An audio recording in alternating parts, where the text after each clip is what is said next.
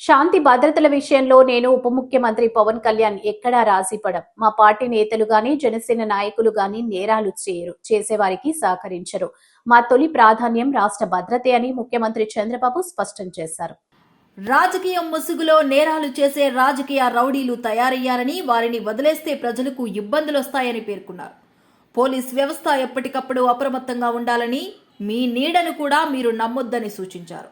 రాష్ట్రంలో పోలీసులకు పూర్తి స్వేచ్ఛ ఇచ్చాం, సమర్థులకు పెద్దపీట వేస్తాం.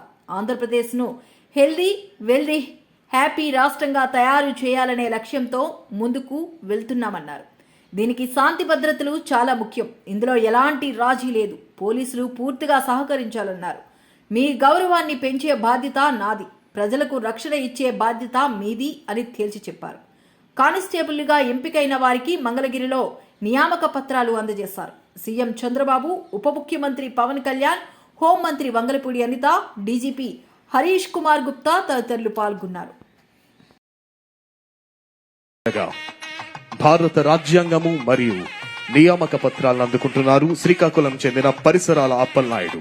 Moving on from Srikakulam, Vavakapalli Sanyasi Naidu గారిని స్టేజ్ పైకి రావాల్సిందిగా కోరుతున్నాము.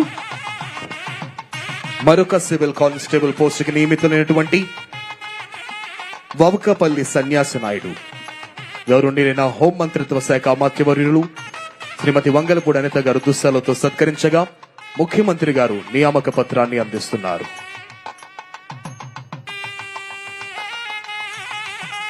Moving on and inviting from Srikakulam Aleti Hemant Kumar garu on to the stage.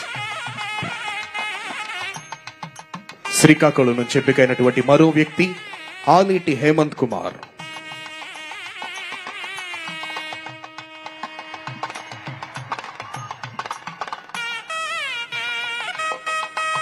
ముఖ్యమంత్రి గారు దుశ్శాలతో సత్కరిస్తూ ఉండగా నియామక పత్రాలను అందజేస్తూ భారత రాజ్యాంగాన్ని అందిస్తున్నారు. Moving on and inviting on stage. 3-4 సంవత్సరాల క్రితం మీరు ఎగ్జామ్స్ రాసి మీకు ఉద్యోగాలు వచ్చి కూడా మీకు నియామక పత్రాలు ఇవ్వకపోవడం, దాన్ని కోర్టు కేసులు అవ్వడం, ఈ రోజున ఇన్ని వేల మందికి దాదాపు 6,100 పోస్టులు ఈరోజు ఈ విధంగా ఒక పండగ వాతావరణంలో జరుపుకుంటున్నామంటే దానికి మూల కారకులు గౌరవ ముఖ్యమంత్రి శ్రీ నారా చంద్రబాబు నాయుడు గారు. నేను మనస్ఫూర్తిగా వారికి కూటమి ప్రభుత్వం రావాలి అని ఎందుకు ఇంత తపన పడ్డాను అంటే, మీ బంగారు భవిష్యత్తు పాడవకూడదు.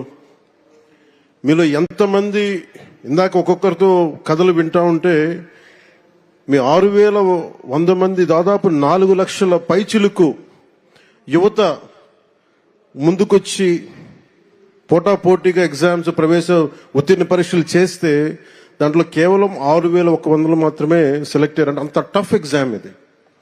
ఒక్కొక్కళ్ళు post graduation, BSc chemistry, MSc, MA, BSc computer science ఇవన్నీ చదువుకుని ఇంత చదువుకున్న వ్యక్తులు ఒక సమాజానికి రక్షణ ఇచ్చే ఒక కానిస్టేబుల్ ఉద్యోగానికి వచ్చినందుకు మీ అందరికీ పేరు పేరున హృదయపూర్వక ధన్యవాదాలు తెలుపుకుంటా ఉన్నాను. నేను అడుగుతున్నా ఈ కొండే వాళ్ళందరినీ, 1924లో ఎప్పుడైనా మీరు సంతోషంగా ఉన్నారా? ఇంత సంతోషమైన సంఘటన చూశారా అని మిమ్మల్ని అడుగుతున్నా. ఏం తమ్ముళ్ళు చూశారా మీరు? ఏమమ్మా చూశారా మీరు? ఏంటయ్యా పెద్దలందరూ మీరు చూశారని అడుగుతున్నా. మీరేమంటారు? దానికోసం మేము ఎన్నికల ముందు ఒక మాట చెప్పాం.